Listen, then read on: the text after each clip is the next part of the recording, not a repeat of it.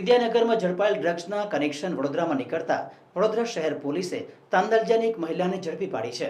Education hub ગણાતા વિદ્યાનગરમાં વિદ્યાર્થીઓને ડ્રગ્સના રવાડે ચડાવવાના કારસાના ભાગરૂપે પકડાયેલા 2.63 લાખના ડ્રગ્સનું કનેક્શન વડોદરામાં ખુલતા ડ્રગ્સના કેસોમાં બહુચર્ચિત બનેલી તાંદલજાની મહિલાને પોલીસે ઝડપી પાડી છે।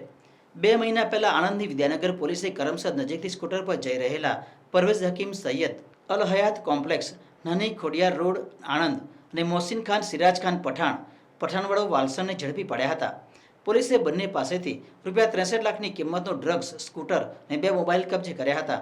તપાસ દરમિયાન ડ્રગ્સનું કનેક્શન વડોદરાના તાંદલજા વિસ્તારમાં ખુલતા આણંદ પોલીસે વડોદરા એસઓજીની મદદ લીધી હતી। વડોદરા પોલીસે તાંદલજામાં વેસિલ સ્કૂલ સામે શકીલા પાર્કમાં રહેતી ઝરીના અબ્દુલ ઇબ્રાહીમ પટેલને તેના મકાન પાસેથી ઝડપી પાડી આણંદ પોલીસે સોંપવા તજવીજ કરી છે। ઝરીના તેનો પતિને પુત્ર અગાઉ પણ ડ્રગ્સના કેસોમાં પકડાઈ ચૂક્યા છે। પોલીસ સૂત્રોમાંથી પ્રાપ્ત વિગતો અનુસાર તાંદલજાની ઝરીના પહેલીવાર નથી પકડાઈ। 3 મહિના પહેલા ₹15 લાખના હાઇબ્રિડ ગાંજાના કેસમાં તેનો પતિ અબ્દુલ અને ધ્રુવ ચૌધરી પકડાયા હતા, જેમાં ડ્રગ્સ લાવનાર પુત્ર આદિબ તેને રાખનાર ઝરીનાની પણ ધરપકડ થઈ હતી। આ પહેલા પણ ઝરીના અબ્દુલ અને આદિબ સામે ડ્રગ્સના કેસ થયા હતા।